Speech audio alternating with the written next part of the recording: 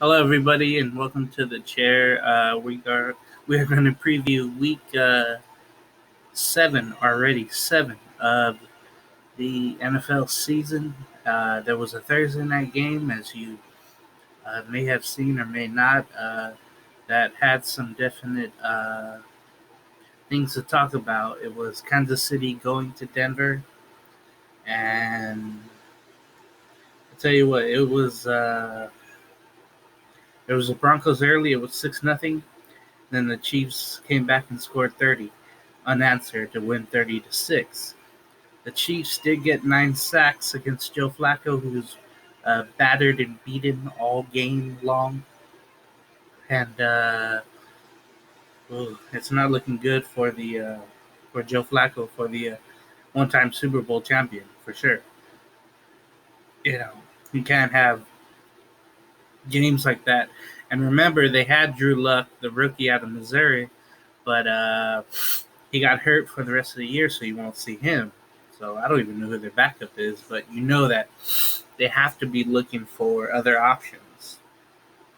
Uh, the big story of the Thursday night game here with Kansas City at Denver, Pat Mahomes, the MVP of last year, gets hurt, dislocated kneecap.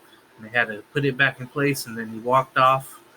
Uh, First without help or with help, and then without help to the locker room. That might have been just for the cameras, but anyway, it's not a good sight. The last report that I saw was 3 weeks to a month if it's just a dislocation. But if it's more, then you really have to wonder about the Chiefs going on. No doubt they have the talent, and the defense finally had a great game. Uh, but losing the MVP like that, maybe one of the best quarterbacks in the game, if not the best, that would be a huge loss. Pat Mahomes on the night did go 10 for 11 with 76 yards and one touchdown. Quarterback rating of 125.8. Matt Moore came in 10 of 19, 117 for one touchdown and no picks. The running game, LaShawn McCoy had two big runs to note. He had 12 carries with 64 yards. In the air, Tyreek Hill with 74 yards and one touchdown. Kelsey with 44. Robinson with 31. And then Hardman added a touchdown with 28 yards and two receptions. Again, the defense for Kansas City was awesome. Kitchens had 2 sacks. Clark had 2 sacks. Remember, that's the big free agent pickup from Seattle, and he didn't show up until tonight. Okafor with 2 sacks. Some others with one. So that was the real bright spot, I think, of the Kansas City Chiefs tonight was the defense, for sure. Now, Denver came in. They won 2 in a row. Kansas City lost 2 in a row, remind you. Joe Flacco, 21 for 34, 213 yards, no sacks.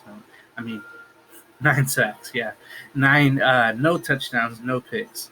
Lindsey on the ground with 11 carries, but only for 36 yards. That's kind of disappointing, to be honest with you.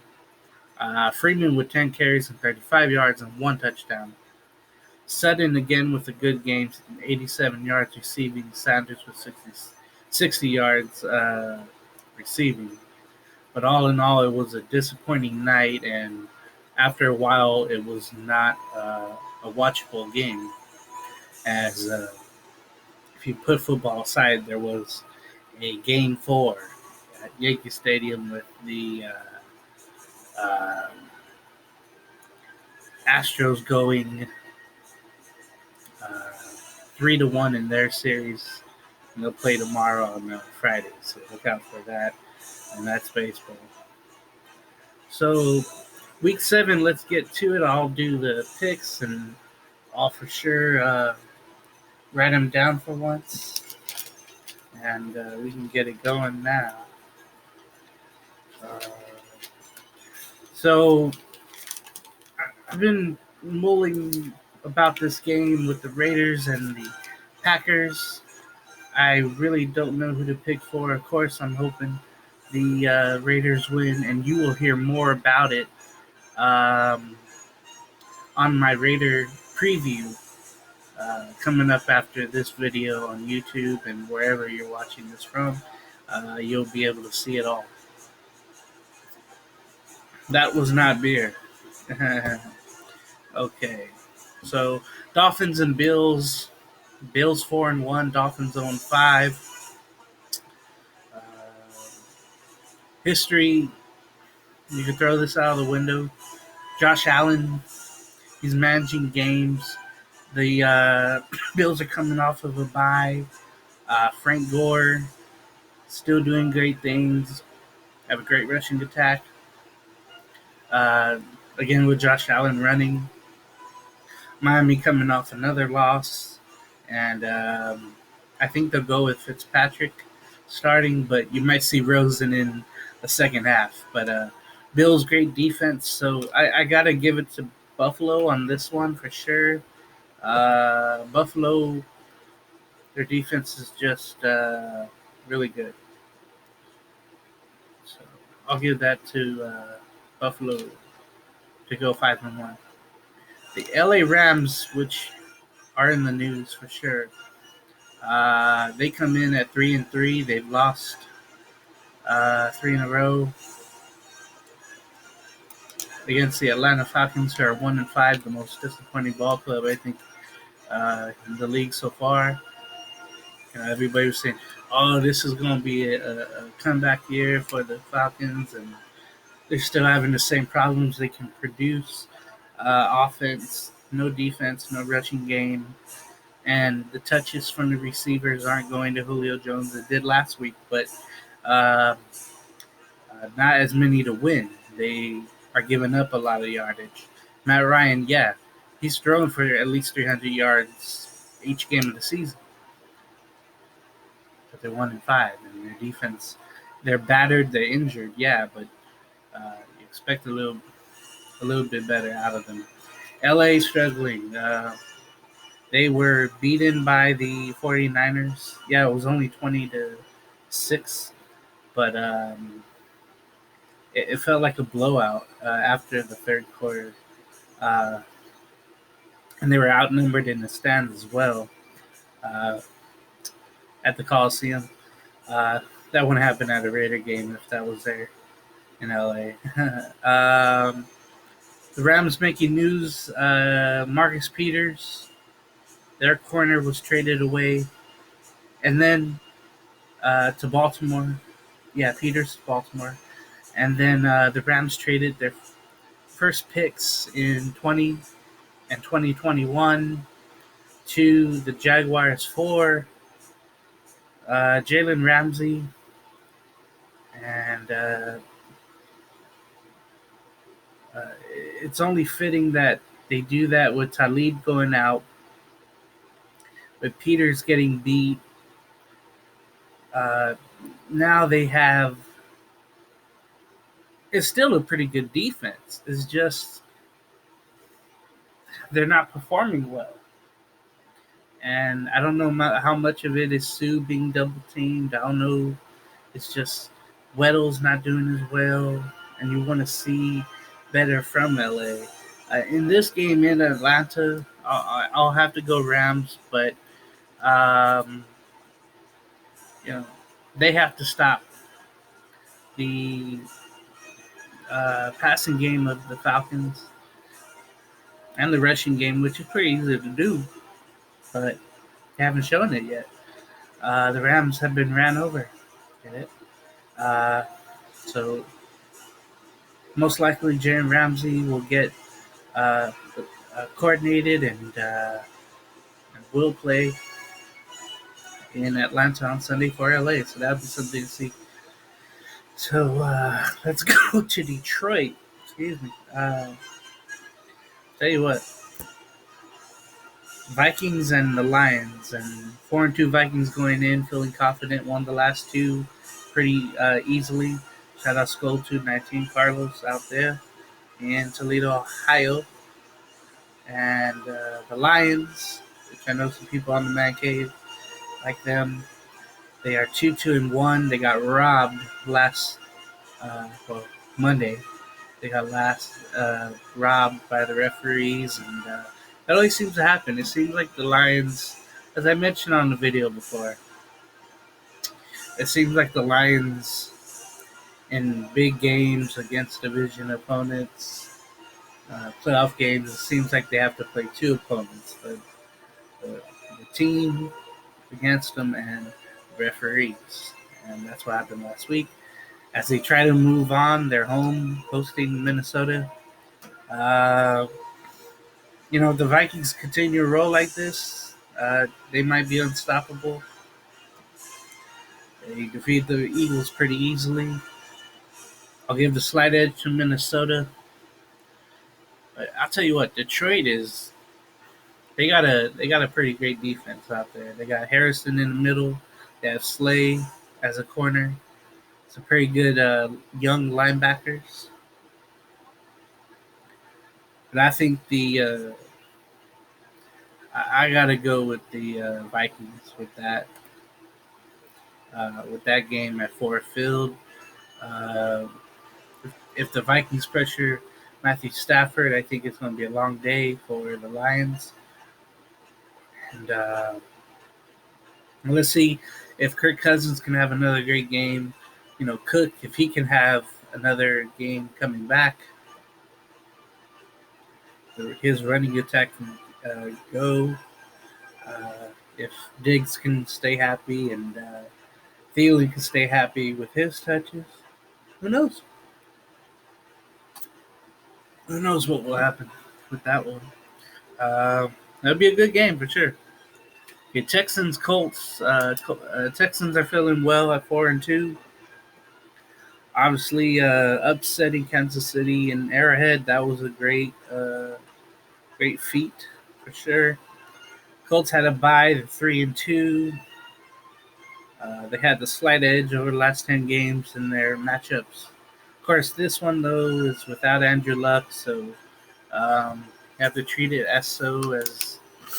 um, as the times before they met, uh, when Andrew Luck was hurt.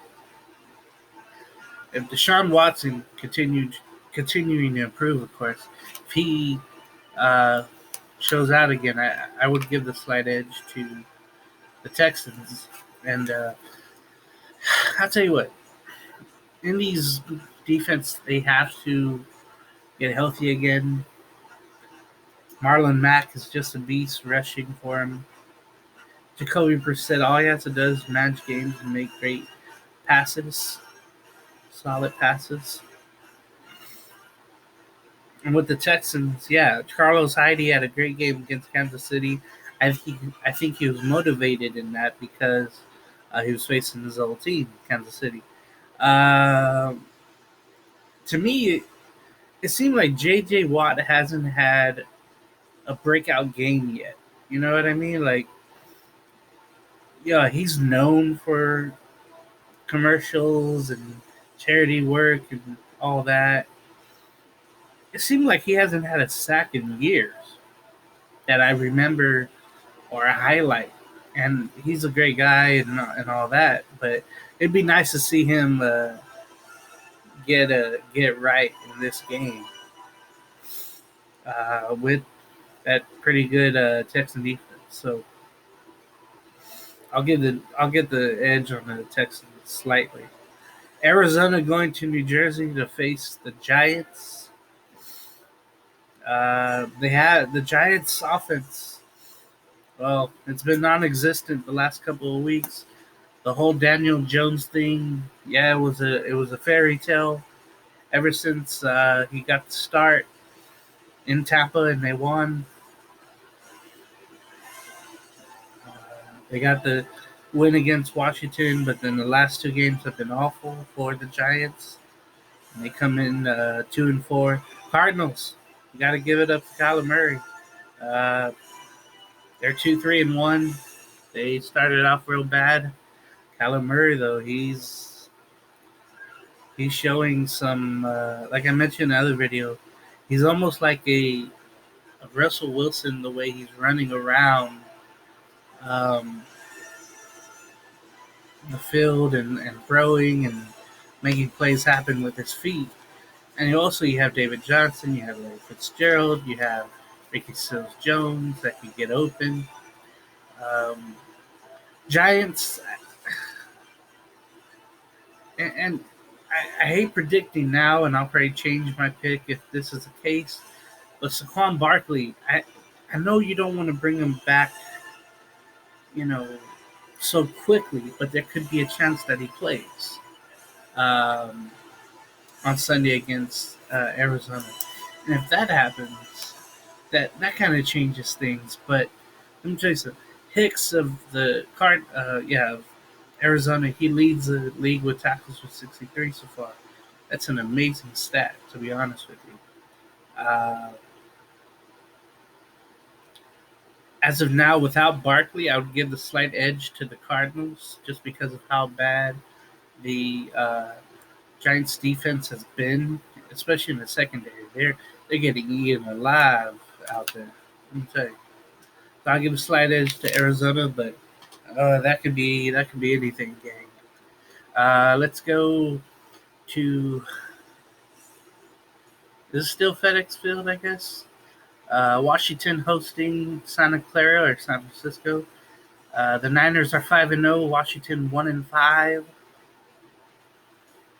The top rushing offense in the NFC takes on the worst rushing defense in the NFC, and that's a key, I think, in the game because even with the injuries to running backs on the 49ers, they have a thunder and lightning going with Coleman, the other guy, I forget his name at the moment, but they're going to be rushing all over the Washington defense. You got uh, Jimmy G, who manages games, and he's trying his best not to throw them, uh, throw them away. And you got to think that the Niners have the edge in this because of their defense as well. Nick Bosa, not Joey. Nick, the younger brother, he's breaking out. He's having a great year so far after missing a couple of games, first couple of games. He's having a pretty good year, and I'd have to give the game to San Francisco for them to improve to 6-0. So this would be kind of an easy win. I want to see for Washington. I want to see as Adrian Peterson had a great game last week as they won in Miami, the miserable bowl I called it. Uh, so they got the first win. They feel a little confident, but against that Niner defense, I don't see him being as confident. Let's just say, and I don't see Case Keenum being as well, even with the young receivers that Washington has. Um, that's a different animal with the 49er defense. So I'll pick San Francisco in that one. In Cincinnati, oh gosh, this game, uh, eh. Paul Brown Stadium might have a lot of green in it. Not the field, I'm talking about the stands. On Sunday, Jacksonville comes in at 2-4. Bengals 0-6. They're in need of a bye week. Oh boy. Uh, the Bengals are looking to avoid their ninth consecutive loss, stemming from last year, of course. Uh, the bright spot about the Bengals is the defense at the moment. They have some young pieces. Uh, their offense thought it was the Mixon show rushing, but that's not the case. And you want to see a better performance from Jacksonville, from Minshew, Fournette. And Westbrook is questionable, but he might not even play for the receiving. But DJ Shark, DJ Shark has been very good for him. And if Minshew and Shark can match up, then I'd give it to the Jaguars just based on that. And if Leonard Fournette can get going on there, so again, that would be a. I wonder if it'd be overcast. I think that would be the perfect forecast for that game in Cincinnati on Sunday. The Chargers and Titans in Nashville. They're both 2-4. They're both struggling, as Joe Namath said once. Chargers feeling embarrassed, feeling outnumbered, even at a home game against Pittsburgh. They were routed. They did make a little comeback at the end, but Pittsburgh had the game in and out of the stands and throughout. It was just one of those performances where you wonder about Phillip Rivers. He can have his great moments. He can have his way down here moments. You can't even see my hand, but way down here. Defense is a little banged up. Melvin Gordon, they haven't got him into the flow yet, and because of that, Eckler's hurting. They're doing these little dump offs like Phillip Rivers and the Chargers always do. They're not taking shots downfield. So Allen's not getting the ball, but Hunter Henry is. So look for Henry to have a pretty good game. But somehow if the Chargers want to win, they got to get Allen going. They got to get the running game going with both Eckler and Melvin Gordon. I feel it's just got to make better decisive throws. That's the key. That's the key right there. If Phillip's not making better decisive throws, throwing picks against this Tennessee defense, you would think you'd give the slight edge to Tennessee, but this is considered a toss-up. So I don't even know who to pick with this one because Tennessee has their issues, and I think this will be the end for Marcus Mariota being the starter in the league as of now, barring any injury that Ryan Tannehill may or might not have in the future. Mariota just was not performing for Tennessee.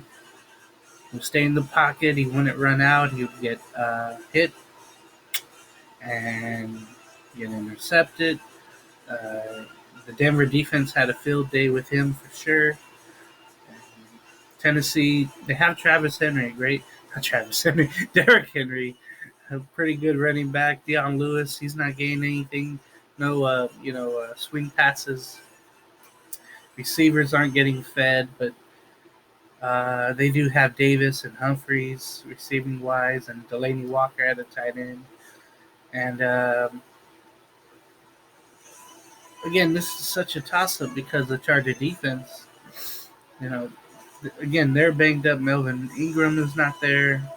Of course, having Derwin James out. One, I think, positive note for the Chargers would be Russell Okung may come back, and he had something serious happen to him in June. And he might play this week, which would be an amazing thing because I think a lot of people don't come back from it. So right now, I would give the slight edge to the Chargers just because. Oh shoot! But Ryan Tannehill, you don't know him yet. I mean, you don't know how he's working with this tight end, offense. He might have the answer. He might be spreading the ball around. He might know when to hand it off, when to make the right decisions. Another game here in Chicago. The 5-1 Saints, which might be a surprise for others. I didn't know how Teddy Bridgewater would come out. I didn't know. After taking over for Breeze, who got hurt, but Breeze may come back pretty soon. With a 5-1 record, that I think shocked a lot of people because either, uh, he was going to miss 6 games due Drew Brees, and you would have thought, okay, 3-3, 2-4, but nothing, over 500. Well, they've done over 500 for sure. The Bears come in at 3-2. They had the bye week. They lost to the Raiders in London, which was a great win for me. Uh,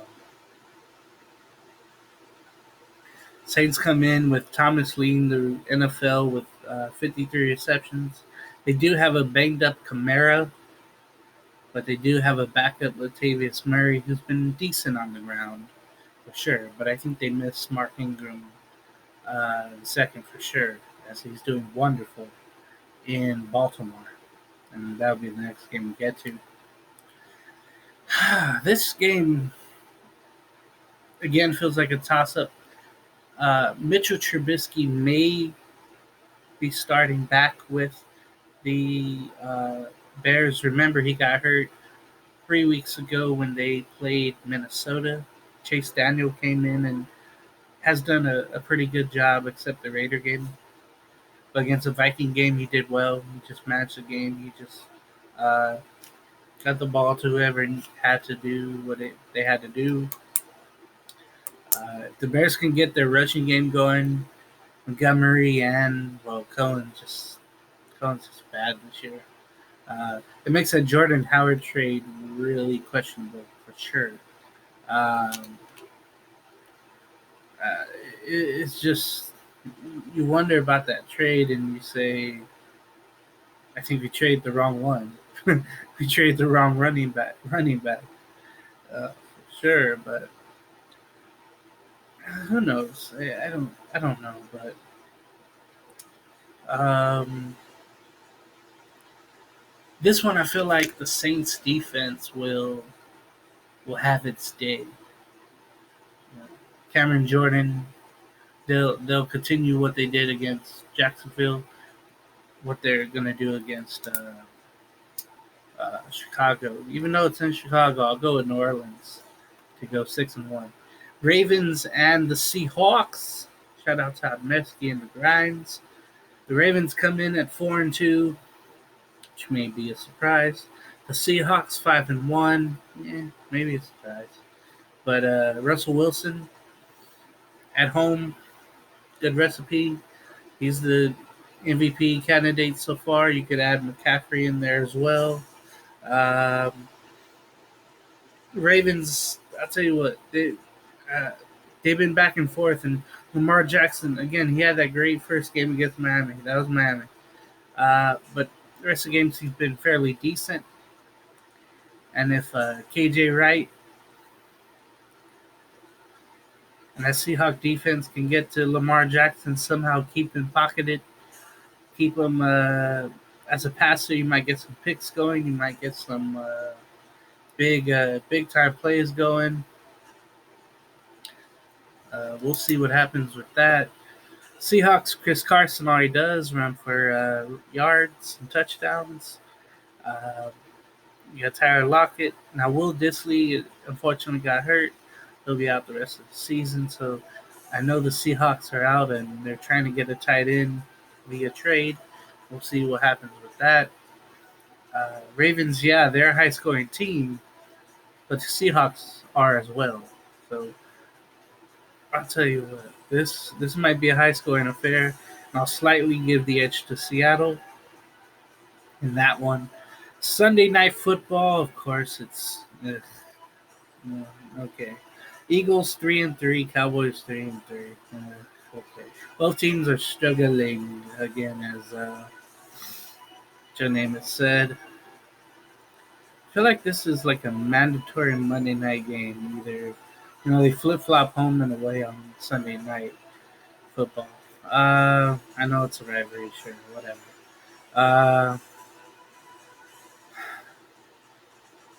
Carson Wentz. I know he put up stats last week in Minnesota, but the running game didn't do well. the passing game is always shaky with Aguilar, with the other guy, the other receiver. I'm lost right now, but Zach Ertz. If they get Zach Ertz going, and that'll be a tough task against that Cowboy defense. But I can see the I can see the Eagles pulling off an upset. It just depends on Carson Wentz. Now on the other side, you have the Cowboys. Well, Dak Prescott, he's there's uh, this one. This one is going to be ugly. Maybe this one might be like a 13-10 game. I could see maybe Elliott having a good one, but if he doesn't, maybe the Eagles pull off the upset.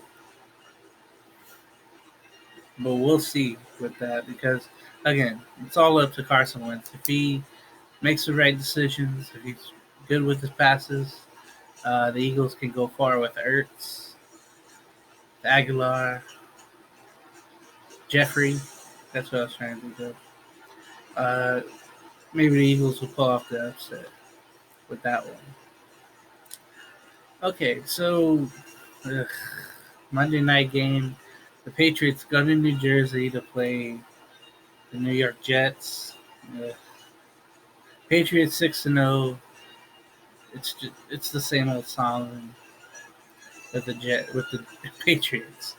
The Jets last week, as they're 1-4, they they got the upset against the Cowboys. Shout out Matty Matt. I should have shouted you out when I was doing the Cowboy game, but I guess the loss with the Jets is more of a thing because it was so surprising. I guess the Jets they give them credit. Last week their defense did well. They held the Cowboys minimal gains. They did give a touchdown, but that was the Cowboys. This is the Patriots. I keep hearing as here's a stat for you. The Patriots are going for their 12th consecutive win over the Jets. So 11 in a row. People are saying Tom Brady, he's 42, he's not having such a great year, and he's getting hit more from the offensive line, not protecting as much. This guy, his body is amazing, and I shouldn't say that. That sounds weird, but um, if he's upright, if Sonny Michel has a running game going with others, you have Matthew Slater on the special teams doing so well. You have the receivers, Edelman, having a pretty good game. Last week he had a great game. Oh my god! Last week, what was it on? I believe it was Thursday night. Uh, I see those two hooking up again for yardage. Josh Gordon having a real good game. Uh, I could see the Patriots winning this uh, almost the same margin as they did week. I believe it was week 3. It was like 33-3. Uh, I can see them winning at least by 21. But maybe that Jet crowd will get the defense going, and Jamal Adams and others will make plays. But I think it would be too much for the Jets. I think the Patriots will win another one and go to 7-0. So recap: I got Kansas City tonight, Green Bay to beat the Raiders. Hopefully not. I got Buffalo to beat Miami. I got LA to beat Arizona, Atlanta. Excuse me. Minnesota to beat Detroit. I got Houston over Indianapolis. I got Arizona against the Giants. I got 49ers over Washington. I got the Jaguars over the Bengals. I got the Chargers over the Titans. But I might change that. I feel like Tannehill may give a spark because he's getting another chance at quarterback life. That one is a toss up. I keep going back and forth. Got New Orleans over Chicago. I got Seattle over Baltimore. I got the Eagles in a upset pick over the Cowboys. And then I got the Patriots over the Jets. I have here a lot of road wins. Uh, so, and that really happens when you have a week like this. When you have a road week like this. To have all these road wins, maybe maybe that'd be something. What would it be? Well, we had one already tonight. One, two, three, 4, 5, 6, 7, maybe 8, 9, 10, 11. We would have, if my picks go the way they go, we would have 11 road wins. 11 teams, 11 games where the team wins on the road. So look out for that this week on the games and who's on the road and who's better than each other. Look out for that for sure. That would be something. I forget to mention who's on a bye. And I should get that by just looking at things. But yeah, Panthers, Steelers, Browns, and Buccaneers. I'll tell you, Buccaneers need that bye. The Browns need the bye. Panthers. This bye week is determining who will start. Cam Newton says he's ready to go. But mentally, is he ready to go? Physically, is he ready to go? I don't know. Steelers don't need a bye. I think they want to take that momentum they had in Carson at that home game against the Chargers. I think they want to keep that going. So this has been the chair. We previewed Week 7 of the NFL uh, season so far. Week 7. Can you believe that? We previewed the Thursday night game in which the Chiefs won. They go to 5-2. The Broncos go to 2-5. And we will talk to you soon on the Raider preview. That should be coming up very soon after this one. So check out my YouTube channel. It's called The Chair with James Gonzalez. You see the chair behind me. That's what I'm sitting in, and that's where I got the idea of the name from. Whatever. So I'll check y'all later. Throw the ball.